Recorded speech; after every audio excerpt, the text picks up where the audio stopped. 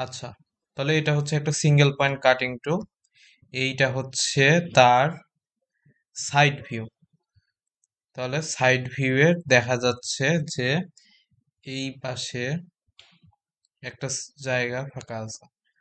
এই জায়গাটা হচ্ছে আহ উম, এই জায়গাটা হলো এন্ড ক্লিয়ারেন্স অ্যাঙ্গেল। এই জায়গাটা হচ্ছে এন্ড ক্লিয়ারেন্স অ্যাঙ্গেল। এটা হচ্ছে কাটিং এজ উপরের যেটা দেখা যাচ্ছে। আর এই পাশে হচ্ছে ব্যাক রেক অ্যাঙ্গেল। তাহলে রেক অ্যাঙ্গেলের কাজ কি? ওই কাটিং চিপ গুলো এদিক দিয়ে এসে ভেঙে ভেঙে বের হবে।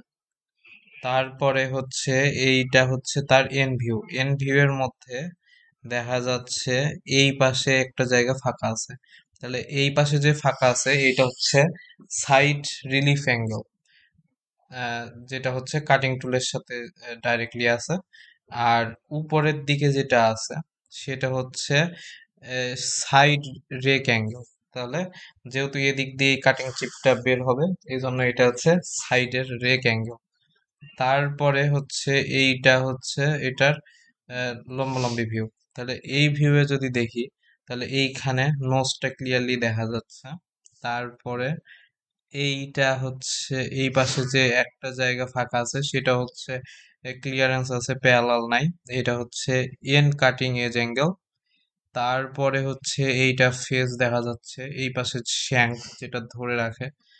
এর এই পাশে যেটা হচ্ছে প্যারালাল নাই, সেই ক্লিয়ারেন্সটা হচ্ছে সাইড কাটিং এজ অ্যাঙ্গেল।